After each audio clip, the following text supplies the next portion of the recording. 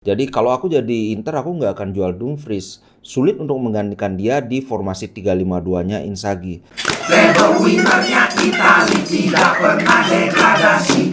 Inter Milan kebanggaanku.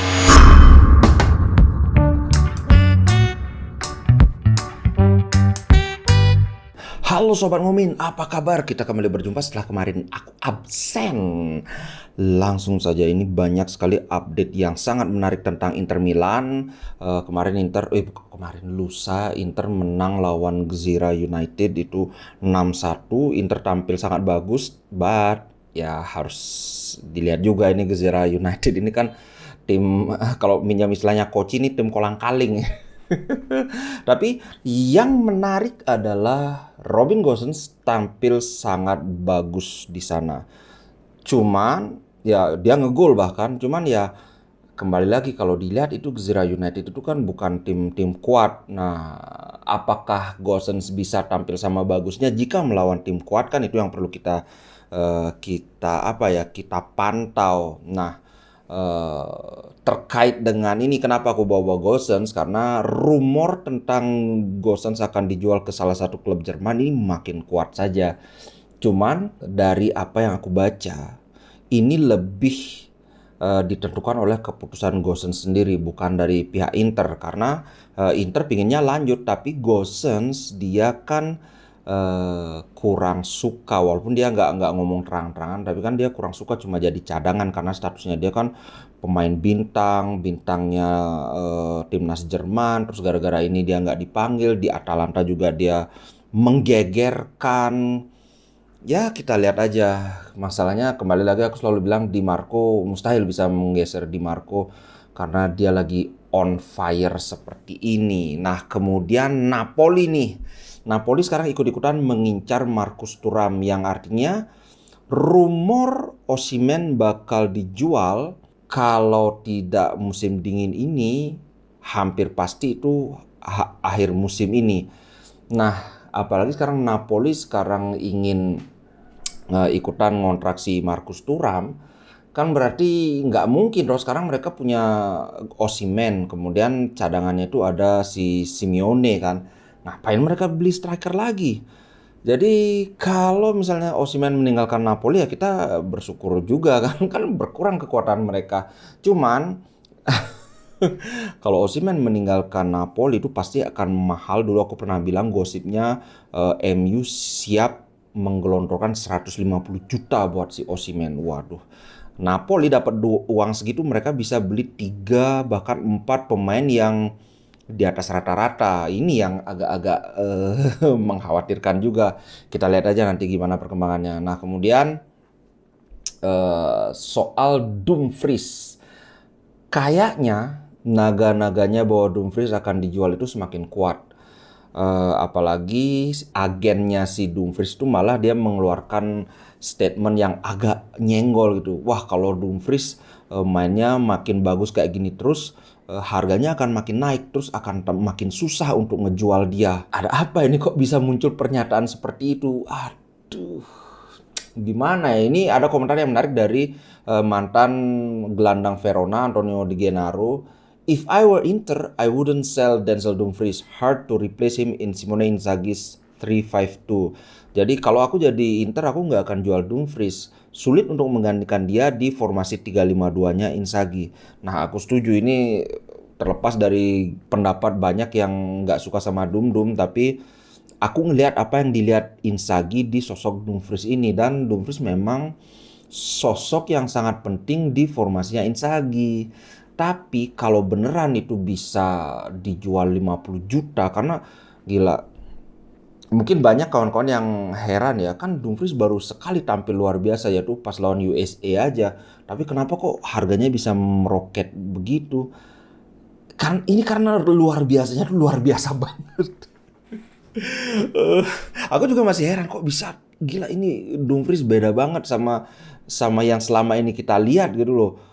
Aduh, kalau dia bisa tampil seperti itu di Inter, wih gila, sisi kanan kita dan 2 assist dia itu memang umpan khas Dumfries kan dia crossingnya memang nggak bagus kan, tapi dia bagusnya di crossing mendatar gitu, karena dia bisa bawa bola sampai sangat dekat dengan kotak 16, kemudian dia kirim umpan mendatar.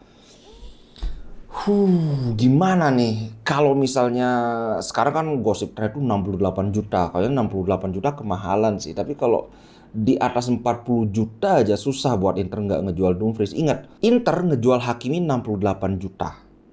Beli Dumfries 13 juta. Itu aja masih ada kembaliannya. Kalau sekarang apalagi bisa ngejual di atas 40 juta udah susah untuk tidak dijual, walaupun si Simone Inzaghi nangis bombay. Kayak BP Marotta udah diam kamu, ntar aku belikan pemain baru lagi. Aduh, kayaknya sih memang aku sudah pesimis Dumfries akan bertahan.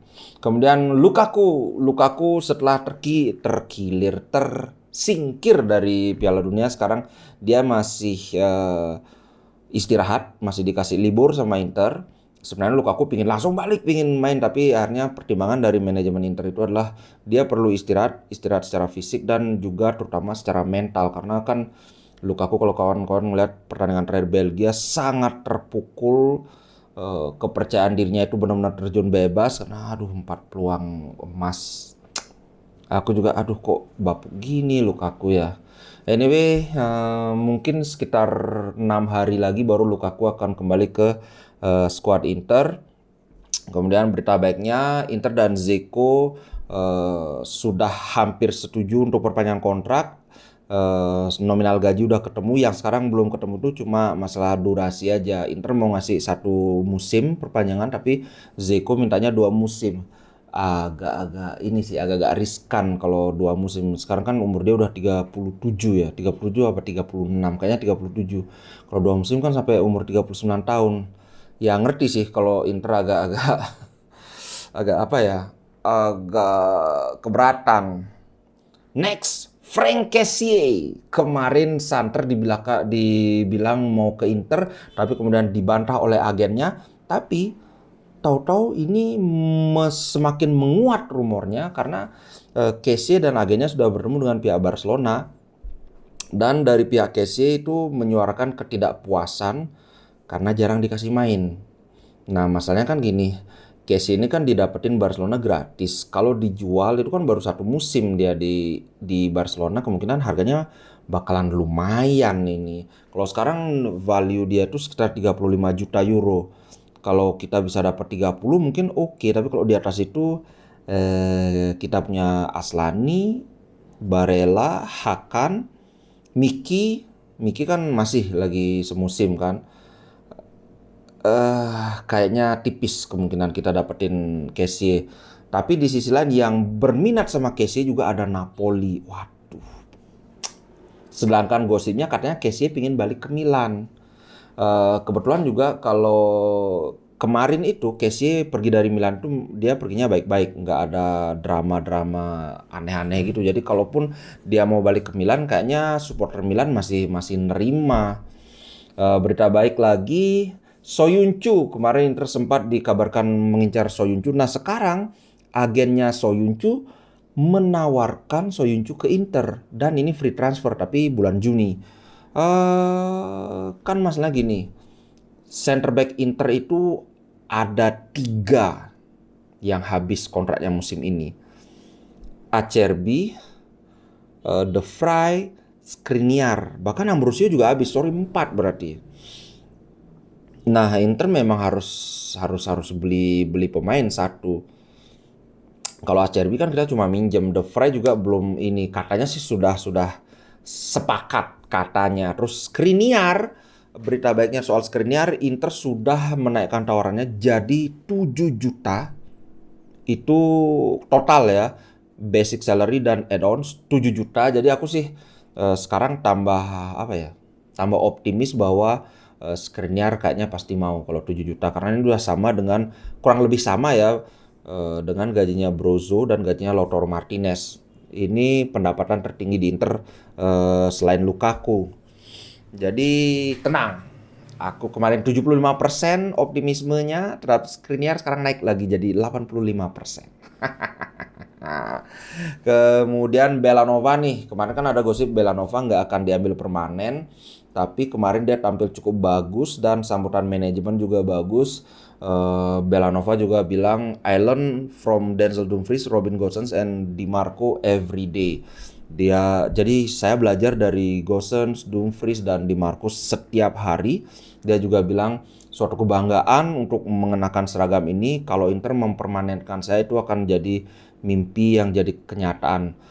Sekarang Belanova memang belum menunjukkan menunjukkan penampilan yang sangat oke. Tapi ingat, DiMarco juga dulu itu sampai dibilang DiMarco ini anak yang hilang, kan dia dari Akademi Inter, kemudian sempat kemana-mana sebelum akhirnya ditarik. Musim lalu kalah bersaing dengan Perisic. Musim ini gila, posisi DiMarco bukan cuma di Inter, di Italia pun udah nggak ada yang bisa ngegeser. So Belanova, aku yakin ini anak bukan bukan pemain yang suka bertingkah, tapi dia humble, mau belajar. Aku yakin Belanova ini kalau misalnya Inter mau mempermanenkan dia, maksimal lagi 2 musim dia akan jadi nih. Bisa jadi dipermanenkan terus langsung dipinjamkan. 2 musim lagi, ini kan 2 musim lagi dia umurnya berapa? 23. Iya, 23. Mantap. Kalau aku sih setuju Belanova dipermanenkan saja. Itu saja berita tentang Inter. Mungkin aku bahas sedikit aja ya sebagai penutup. Inter lawan Gżira United. Kalau kawan-kawan nonton itu Inter memakai formasi 3-4-2-1. Nah, ini menarik. Kemarin sebelumnya kan aku sempat bikin bahwa Inter kemungkinan akan memakai double pivot. Nah, ini sudah dicoba dan ternyata berhasil, walaupun aku sebenarnya tidak pede bilang bahwa ini berhasil. Karena apa? Karena ya musuhnya Gżira United ini kan, kalau lihat Liga Italia ini tim sekelas Serie B, tim dari Malta gitu loh. So far kemarin yang starter itu kan Gagliardini dengan Hakan di posisi double pivot. Di kanan Raul Belanova, dia ngegol dengan sundulan, kemudian Gosens juga ngegol, Hakan juga ngegol dari tendangan bebas. Nah, indikasi bahwa ketika Brozo kembali, Inter akan menggunakan double pivot dengan Brozo dan Hakan di posisi gelandang bertahan ini makin kuat. Dan apa yang baru aku suka gitu loh. Cuma yang perlu dipikirkan, ini kan kita harus ngulang lagi adaptasi, apalagi musuhnya itu Napoli. Aduh, Napoli lagi ngeri-ngerinya. Masalah gini, kalau kita sampai kalah lawan Napoli sudah bye Scudetto. Nggak mungkin. Selisih udah berapa ya? 11 poin kalau nggak salah terakhir aku lihat. Itu kalau kalah, selisihnya bakal jadi 15 poin. Jarak Inter dengan tim-tim lain itu sebenarnya nggak jauh. Sama Milan itu cuma selisih 3 poin aja kan. Sama Napoli yang terlalu jauh. Jadi harus menang. Inter sekali lagi lawan Napoli, pertandingan pertama setelah Piala Dunia itu, Inter harus menang kalau masih ingin menjaga asa Scudetto. Jadi apakah Inzaghi akan mencoba formasi baru di pertandingan seperti itu?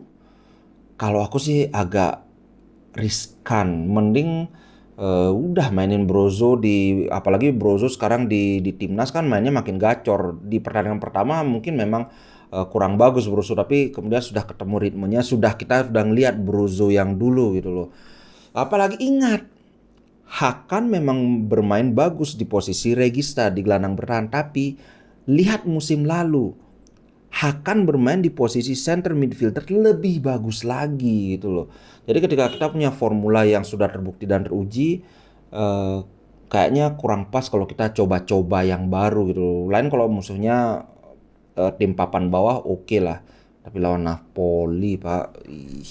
Oke, itu aja untuk konten Inter kali ini, konten ngomin kali ini. Sampai jumpa di konten ngomin berikutnya. Ciao guys. Inter Milan di dadaku, biru hitam warna darahku. Label winnernya Itali, tidak pernah degradasi. Inter Milan kebanggaanku.